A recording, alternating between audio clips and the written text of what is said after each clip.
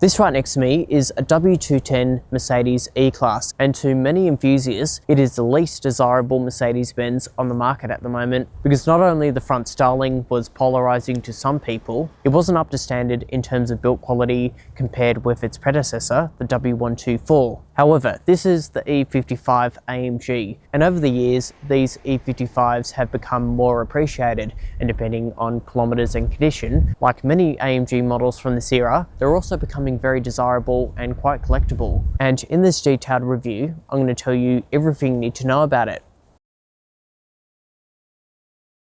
Before we start the review, let's talk about a brief overview about the W210. So it launched in 1995, replacing its predecessor, the W124. And specific to the AMG models, in 1997, AMG launched the E36 variant that featured a tuned version of the M104 inline 6-cylinder engine. And then by 1998, AMG then rolled out the E50 AMG that featured a tuned version of the M119 V8. And then by 1999, AMG then launched the E55, which features the M113 V8 engine. And in terms of rivals, the E55 was in direct competition with the E39 BMW M5 and the Jaguar XJR Saloon. And when this car was new, according to Redbook, it had a price tag of around 197,000 Australian dollars before on-road costs. And in regards to its options, there was a wide range of exterior colours to choose from, as well as some two-tone interior colours. And finally, some of the additional options included satellite navigation, seat ventilation, parking sensors, a telephone, a rain-sensing windscreen wiper, and underneath the engine, a metal undershield protector. And this is also one of the last AMG models that were produced at the AMG factory, whereas cars like the W211 and onwards were produced at the Mercedes-Benz assembly line amongst all of the other mainstream models. Let's now move on to the styling. So the colour of this example is finished off in zircon silver. And if we look more closely at the design, this is a facelift version of the E55, so this is a photo of what the pre-update W210 used to look like in AMG form. And this right here is the facelifted version, so up front it features AMG specific bumper bars with these mesh inserts down below. And of course, being based on an avant-garde specification, it features the darker black grille, the traditional Mercedes-Benz emblem, and finally, E55s also came standard with xenon headlights, and down the bottom there are two fog lights. And moving towards the side view of the E55 AMG, it is sitting on 17-inch monoblock wheels that are wrapped in Michelin Pilot Sport tyres. And again, being an update, it also featured body-coloured door handles opposed to black ones, as well as indicators on the wing mirrors instead of them on the guard. And down below, AMG specific side skirts, avant-garde badge on the side, and on the windscreen, the classic single-piece wiper. And now moving towards the rear design of the E55, so being a 2000 model, it features the revised taillights at the back. So this is what they used to look like on the earlier variants of the W210, and these are the revised ones, so a lot more coupe-like. And of course, being an avant-garde, they're tinted up the top here, and they're very similar to what's seen on a W208 C or K. In addition to that, you've also got a third brake light, and being an AMG, it features a more dynamic rear bumper bar at the back. And finally, looking lower down, two large chrome AMG exhaust pipes, and this is what they sound like.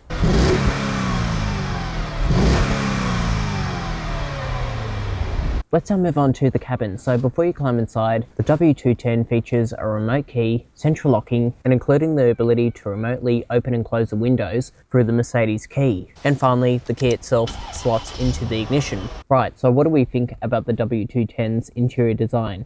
Well, in my opinion, it's pretty much the last of the traditional Mercedes-Benz in terms of its simple layout, because the W211 was the model that brought the E-Class into the 21st century. So it looked more modern, whereas this cabin, it's pretty much traditional 90s, so very simple layout. But what isn't so traditional is the build quality. I'm not saying it's poorly built, but just have a listen to the door slam. It just doesn't feel as solid as its predecessor, the W124. And even when you look around, you've got soft touch materials on top of the dash, but that's hard plastic and feels a little bit flimsy. Even the center glove box lid, even though it's finished off in Nappa leather.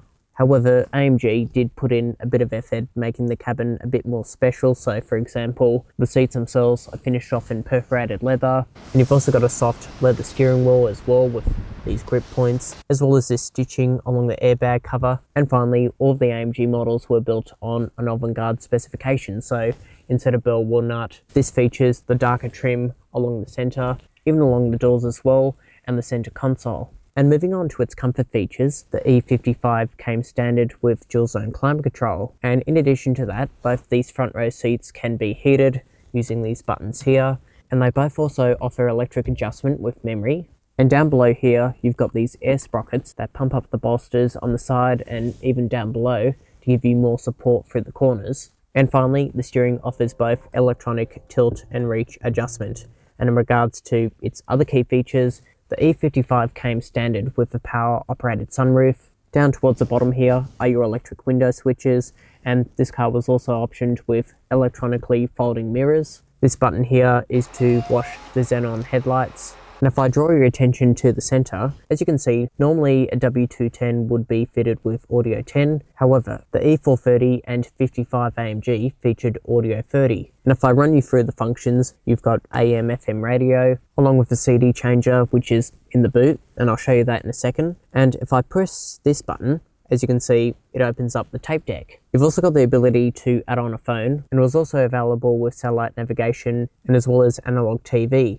And finally, this car is equipped with a Bose sound system, which sounds pretty good considering the car is over 20 years old. And in regards to the W210 safety, it came with BAS and ASR. And in addition to that, you've also got a rain sensor on the windscreen here. And over towards the right hand side, you've got all of your light switches, including a manual handbrake. Up the top here is the stalk for your cruise control, and when you press it in, that activates the speed limiter. And right in front of me is an analog gauge cluster, which has been updated for this facelift. So this is what the previous version used to look like, and this is the updated version. So a little bit more modern. And using these buttons here, you can cycle through various menus such as radio, malfunctions, fuel consumption, various settings, and moving towards the right hand side, a rev counter and a clock. On the left hand side, fuel temperature and an outside temperature gauge. And as you can see, being an avant-garde, the font is a light grey. And lastly, practicality. So the glove box is a relatively decent size and also features two small cup holders and coin holders. And if I look towards the center, you've got decent storage here, along with some directional air vents as well to keep chocolates and other things cool. And if I just open this up here, I've got this that comes out where you can store various bits and pieces, and along here. And if I just open these up, additional storage up the top here and a cigarette lighter and an ashtray. There are also these vanity mirrors up the top here, and even these plastic covers haven't fallen off yet. That's good. Light switches above here, and finally decent door bin storage on the doors. Let's now move on to the back seat. So from what we can see, I've got a decent amount of knee room, toe room is good as well, and headroom is excellent. And in regards to other key features, you've got map pockets behind the front seats, directional air vents, and on the doors, an ashtray, along with some storage down below. Bit of leather material up the top here as well. And over here, there is a fold down armrest wrapped in leather with three cup holders. And if I just extend this out, it reveals the location for the first aid kit. And finally, there are 3 headrests up the top here, and with the push of a button, you can fold those down quite easily. Let's now move on to the boot. So if I push this button and lift this up, as you can see, it reveals a nice wide opening, and you've got 520 litres of boot capacity, so plenty of space for 2 large suitcases. And there is also additional storage on the right hand side, and towards the left is where you will find the CD changer. And if we look underneath the floor, as you can see, this car features a full-size spare tyre. And if we look around, I can see this car features its original jack and set of tools, and as well as the warning triangle on top of the boot lid. And finally, in this next scene, I've laid out all the factory literature, including the keys, service books, and anything additional this car came with when it was sold brand new.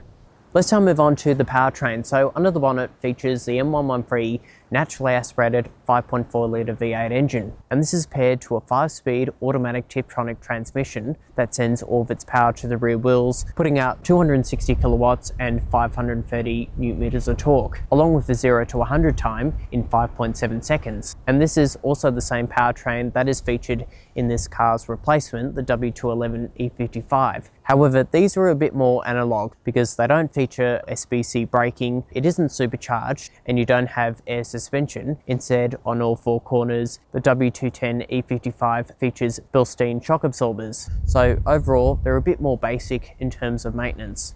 Let's now move on to the driving impressions, starting off with visibility. I can clearly see what's in front of me. I've also got great side vision, as well as decent vision from the rear. And finally, visibility from the wing mirrors is pretty good as well. So I'll just start it up.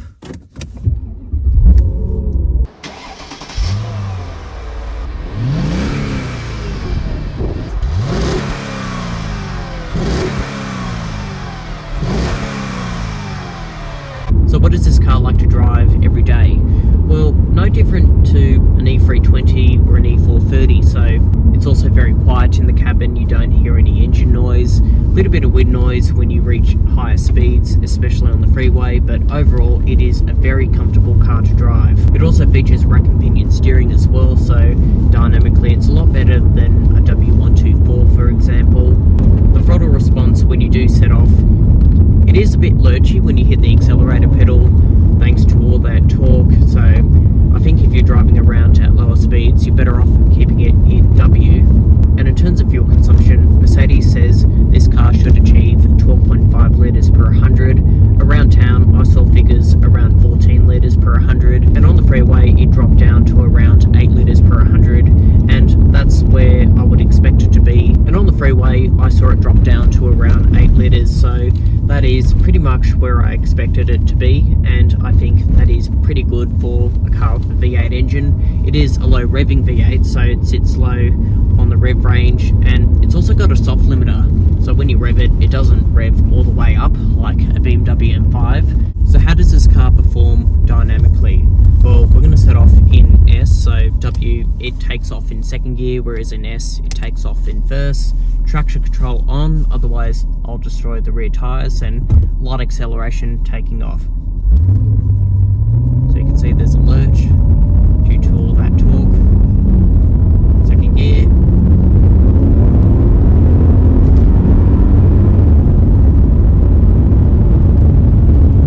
And even the exhaust note, it sounds really spectacular.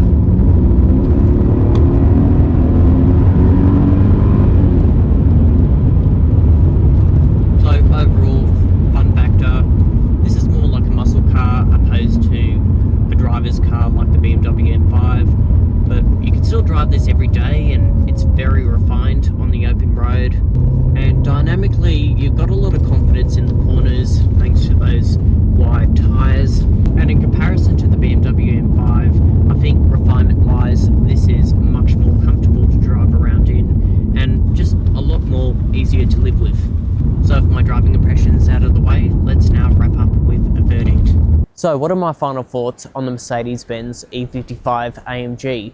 Well, if you're wanting something fast, reliable, powerful and comfortable, the W210 in my opinion is quite unique. But in saying that, I still think the BMW M5 will always be regarded as a true driver's car. But if you are wanting something a lot more reliable to maintain, comfortable and refined on a long distance journey, and also practical, well, there aren't any other alternatives. And I think as a collector's car, this is definitely one you should really consider. But let me know what you think of my verdict down in the comment section below. And if you gained value from my video, please give it a like, share, subscribe, and hit that bell icon to receive notifications every time I upload a new car review. But for now, I will see you in the next film. Thanks for watching.